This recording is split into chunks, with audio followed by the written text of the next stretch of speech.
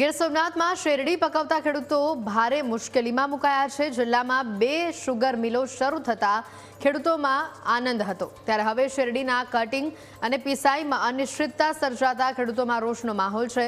1.5 વર્ષની મહેનત બાદ શેરડીનો પાક તૈયાર છે, પરંતુ આઈપીએલ કંપનીના અધિકારીઓ કટિંગ માટે રાહ જોવાની સલાહ આપી રહ્યા છે।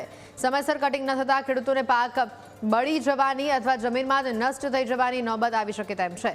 ખેતરમાં પાક ઊભો હોવાથી ખેતર સાફ કરવામાં મુશ્કેલી પડી રહી છે અને આગામી ઉનાળુ પાકની મોસમ પર પણ માઠી અસર થઈ રહી છે। ખેડૂતોએ ચીમકી ઉચ્ચારી છે કે જો વહેલી તકે કટિંગ અને પિસાઈ શરૂ નહીં થાય તો ઉગ્ર આંદોલન કરવામાં આવશે। સમગ્ર મામલે આઈપીએલ કંપનીના અધિકારીઓએ મજૂરોની તંગીના કારણે વિલંબ થયો હોવાનું સ્વીકાર્યું છે। મજૂરો ઉપલબ્ધ થતાં જ કટિંગ પ્રક્રિયા ઝડપથી શરૂ કરવાની ખાતરી આપવામાં આવી છે। આમાં સાહેબ વાત કરીએ તો પહેલાં પ્રથમ તો તમારો એક ધન્યવાદ કે તમે આ નોંધ લઈ અને એક મીડિયાના મારફતથી અમે આઈપીએલ કંપનીને કહેવા માગીએ છીએ કે ખેડૂતોને એક નવી આશા જાગી હતી કે આપણા વિસ્તારમાં એક જ્યાં 2 તાલાળા સુગર મિલ અને કોડીનાર સુગર મિલ ચાલુ થવાની છે, જેમાં ખેડૂતોને ખુશીની લહેર હતી। આજે આ 14 મહિનાથી 15 મહિનાની શેરડી થઈ છે, ફેક્ટરી ચાલુ થઈ ગઈ હોવા છતાં પણ આ શેરડી આજે ઉપાડવામાં આવી નથી અને રાબડાવાળા મનમાની કરી અને 2200 રૂપિયામાં માગે છે, જે આજે ખેડૂતો પૂરે રીતે હેરાન થઈ ગયા છે। શેરડીમાં જે આશા હતી કે 2 સુગર મિલો હાલશે અને એ લોકોએ પણ અમને આશ્વાસન આપ્યું હતું કે અમે 45 દિવસમાં તમારે બધા શેરડી લઈ લેશું, એના બદલે આજે આ 15 મહિનાની શેરડી પછી લેવામાં આવી નથી, એટલે બહુ મોટા પાયે નુકસાન અમને ગયું છે। મને 8 ધક્કા મેં ફેક્ટરીમાં સુગરમાં ખાધા તો કે તમે કાલ ટુકડી આવે આજ ટુકડી આવે તો આપણે ફોન કરીએ તો ફિલ્મનું કહે કે તમે પાણી પાતા, મેં પાણી જ પાયું ને 20 દિવસ પાણી નથી પાયું।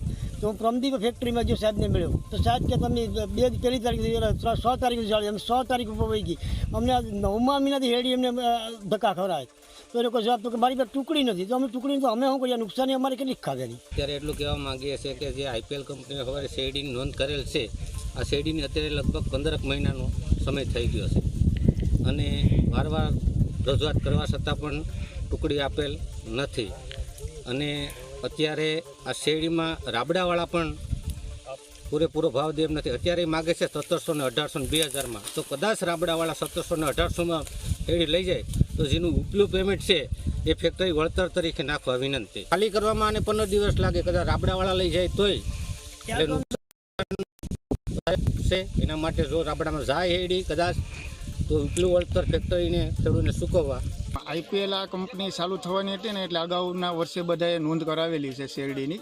ફેક્ટરી ઘણા સમયથી ચાલુ પણ થઈ ગયેલી છે પણ કટાઈ આપતા નથી। રજૂઆત કરીએ ને તો એવો જવાબ આપે કે હમણાં આવશે, પાણી વાળતા નહીં, હવે એ કે પાણી પીવડાવવાનું થતું નથી। શેરડી કટાઈ માટે હમણાં ટુકડી આવી જશે, મશીન આવી જશે, પણ મશીન નથી આવતું કે ટુકડી પણ નથી આવતી અને શેરડી અત્યારે આપ જોઈ શકો છો કે સાવ બગડે છે, બધા ખેડૂતોને નુકસાની છે અને આને 1 વર્ષ ઉપરનો સમય થઈ ગયો છે, જેથી ગયા વર્ષે આખું વર્ષની ખેડૂતોને નુકસાની છે। આ વર્ષે પણ જો શેરડીની વહેલાસર અને ટાઈમસર કાપણી થઈ ગઈ હોત તો નવેસરથી આ પાક પણ ઉનાળુ પાક લઈ શકત, પણ ખેડૂતોને ઉનાળુ સિઝનને પણ નુકસાની છે।